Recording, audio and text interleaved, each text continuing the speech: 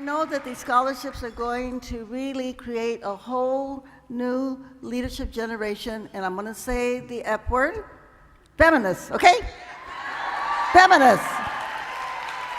And that is a very important word, and I'll tell you why. Because when we talk about feminism and we're talking about the women that we need in leadership, we're saying that the feminists are the women, and by the way, and the men, who also happen to be in this room, that care about the rights of women, that care about the environment, that care about immigrant rights and workers' rights, and of course our LGBT rights, right? These are the feminists. These are the feminists.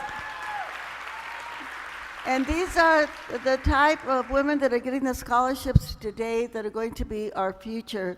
And we know that we need them in leadership so desperately, because while we can celebrate the accomplishments that we've had, not only for the Latino community, but for women, we also know that at the same time we have a war.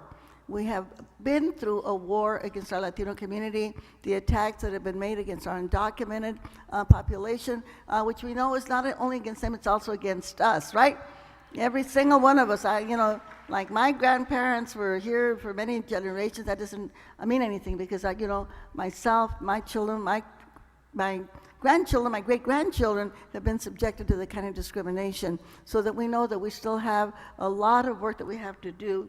And even though we know that our populations are huge and we're becoming the majority minority population, that this really doesn't mean anything unless we are properly organized, unless we are properly educated.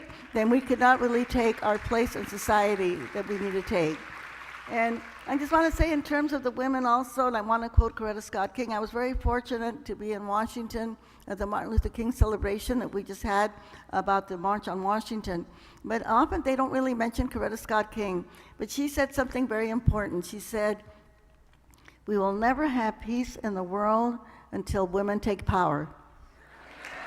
Okay? Think about that.